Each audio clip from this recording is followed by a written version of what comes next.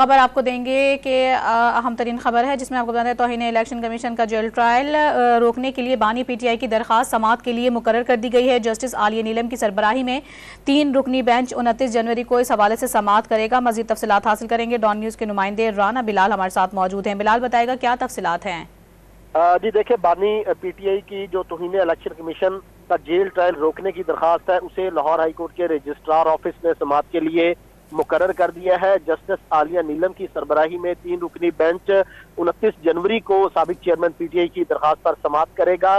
عدالت نے درخواست گزار کے وکیل کو درخواست سے متعلقہ مزید دستاویزات پیش کرنے کے لیے آئندہ سماعت تک کے لیے مہلت دے رکھی ہے، اور عدالت نے دائرہ اختیار سے متعلق بھی وکلاء کو آئندہ سماعت پر دلائل دینے کی ہدایت کی ہے۔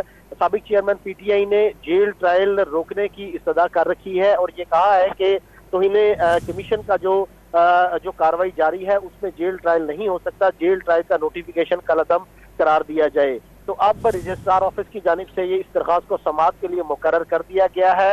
29 جنوری کو جسٹس عالیہ نیلم کی سربراہی میں 3 رکنی فل بینچ سابق چیئرمین پی ٹی آئی کی درخواست پر سماعت کرے گا۔